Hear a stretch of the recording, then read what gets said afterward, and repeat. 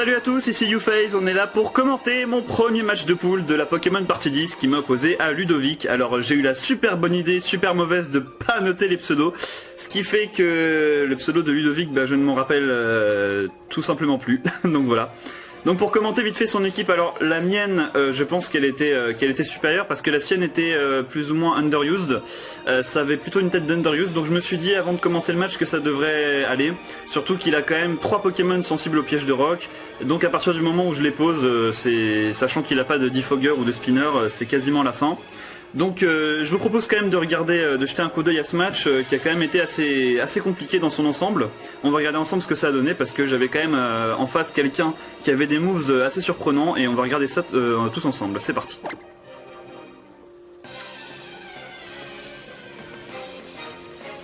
Voilà donc Ludovic qui envoie son Hippowdon en lead. Moi j'ai joué Diancie, alors ça a été le lead de 100% de mes matchs. Donc là, il fait venir la tempête de sable directement sur le terrain. Moi je méga évolue et je fais abri parce que bon, je crains quand même le séisme.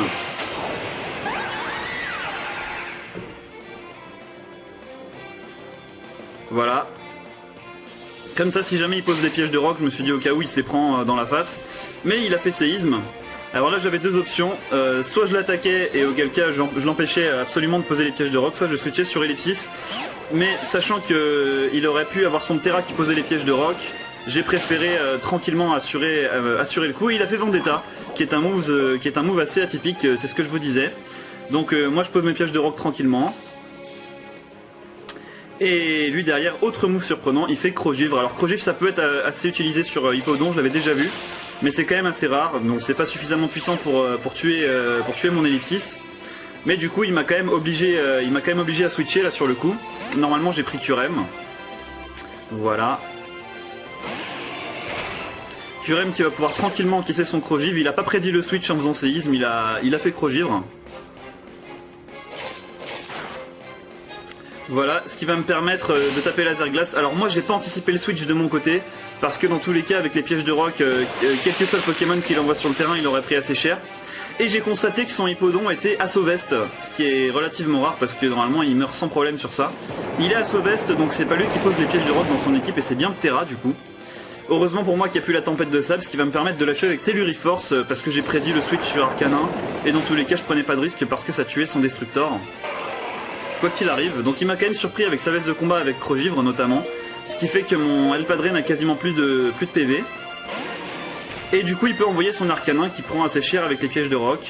Donc du coup moi je sais plus si je l'ai sacrifié ou si j'ai switché. J'ai switché parce que je me suis dit quand même que Curem pouvait être encore utile, il pouvait faire mal encore à quelques membres de son équipe. Et j'ai pris Diancie en anticipant le bout de feu ou le close combat. Mais il m'a fait vitesse extrême, ce qui revient même, c'est un move qui n'est pas très efficace contre moi. Et sachant que Diancie est plus rapide, du coup je peux caser un orage adamantin, mais il a switché.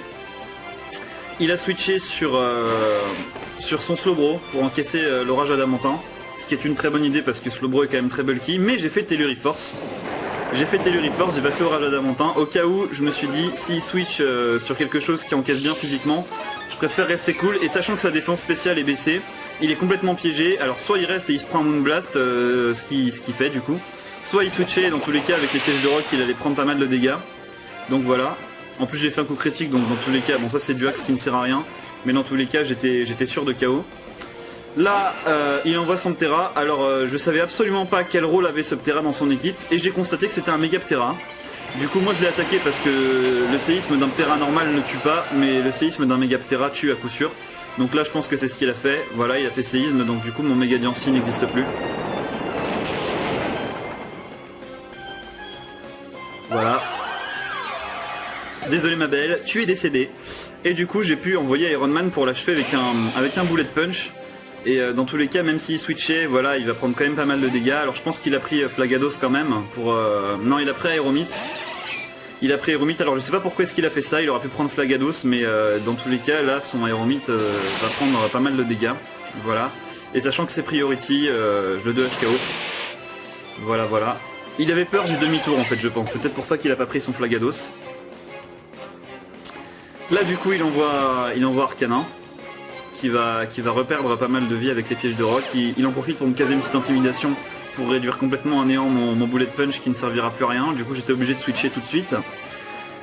Et j'ai pris Ellipsis pour le sacrifier parce que j'en avais plus rien à foutre et qu'il me servait plus à rien tout simplement. Donc là il me fait bout de feu.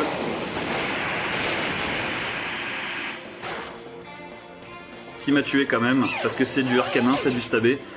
Je suis pas sûr que ça m'aurait tué dans tous les cas, je sais pas s'il est choice band ou pas, mais dans tous les cas ça m'a quand même tapé assez fort. Moi je caserai coup parce que je sais que je l'autre speed dans tous les cas. Donc moi je fais un petit change éclair au cas où. Mais ça le tue. Ça le tue et donc il me reste encore pas mal de Pokémon. J'ai choisi de faire rentrer Ectoplasma sur le terrain pour pouvoir faire taper un peu plus fort. Et lui du coup il envoie son Macogneur, il avait plus vraiment de choix. Alors j'ai prédit le sabotage mais de toute façon j'en avais pas grand chose à faire sachant que dans tous les cas après derrière je pouvais le revenge kill. Mon objectif était vraiment de l'affaiblir le plus possible. Donc voilà, donc là il fait logiquement sabotage, voilà.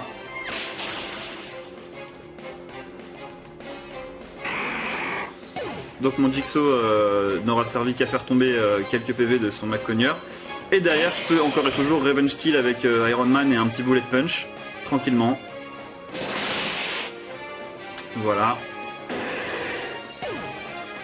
Et là donc il lui reste plus que son Terra. Donc en fait tout à l'heure j'ai dit une connerie parce que Flagados c'est vrai qu'il l'avait sacrifié sur le pouvoir lunaire de Diancie donc il pouvait absolument pas le prendre. Et là je peux achever son Terra avec un bullet punch, ce qui m'a permis de remporter ce premier combat. Et voilà.